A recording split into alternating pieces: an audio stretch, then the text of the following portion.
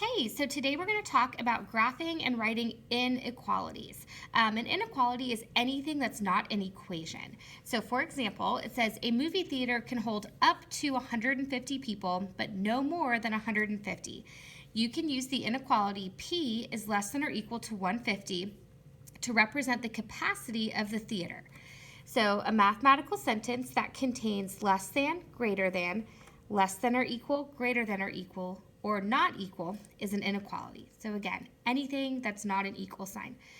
Sometimes an inequality will contain a variable, such as x is greater than 2. And then down here it says a solution of an inequality is any value that makes that inequality true. The solution of an inequality can include many numbers. For example, 6, 8, and 15 are solutions of x is greater than or equal to 6, because 6 is greater than or equal to 6, 8 is greater than or equal to 6, and 15 is greater than or equal to 6.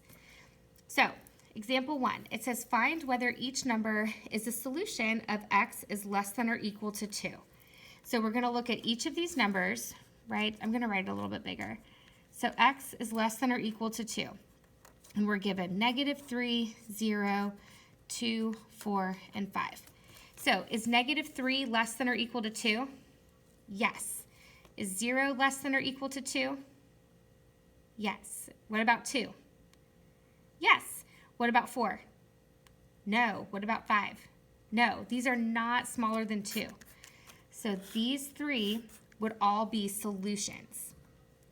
Okay, so why don't y'all do the next two? Try these on your own.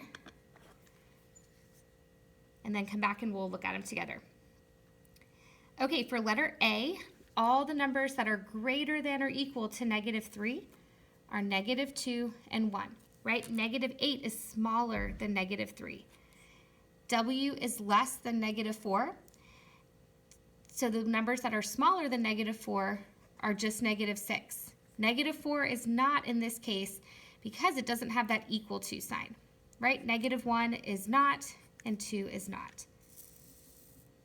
Okay. Then on the next section, it says a graph can show all the numbers of a solution, right? These were just a few up here, but there's tons of numbers that are less than -4, right? -1,000, -70, -7, like all kinds of numbers. So the only way to really show all of them is to use a number line. So what we're going to do, if you're not given a 0, you can just put the number that you need, so -3, and we're going to put a circle on top of it. And because this is greater than or equal to, we're going to fill in that circle to show that -3 is part of the solution, right? -3 could be an answer because that's greater than, or equal to -3. So greater than would go like that. Okay, letter E, we're going to put -2 in our circle, and I want to show all the numbers that are bigger than -2. So I'm going to use an arrow covering all the numbers greater than -2. On letter D, it's asking for all the numbers less than -1. So that looks like that. And then all the numbers less than or equal to 7. So because it has that or equal to, I fill it in. Okay, and then this next section I messed up because I did not give you a graph. So let's go ahead and draw one on here. Let's go ahead and put a closed-in circle on -2. And then we'll point it to the right. And then here, let's put an open circle on 0, and we'll point it to the left. So when you're writing the inequality, I think it's always easiest to start with your variable, which is why I put an x there. So I'm just going to write it a little bit bigger so y'all can see it. Okay, so we have x, and then our circle is on top of -2. So now I just have to decide, well, is it showing me, is the arrow showing me all the numbers that are bigger than -2 or smaller than -2? Greater than -2. Could -2 be part of the solution? Yes, because that circle is filled in, we add that or equal to. Okay, and then we're going to do the same thing over here. X and 0, and then is it showing you all the numbers that are less than 0 or greater than 0? Less than 0. Okay, and then it's not filled in, so we do not add that or equal to. And then the very last part says you can write inequalities to describe real-world situations. Two expressions that get confused in real-world situations are at most and at least. At most means less than or equal to. If I said you can have at most 17 donuts today, okay, you could have 17 or anything less, but not any more than that.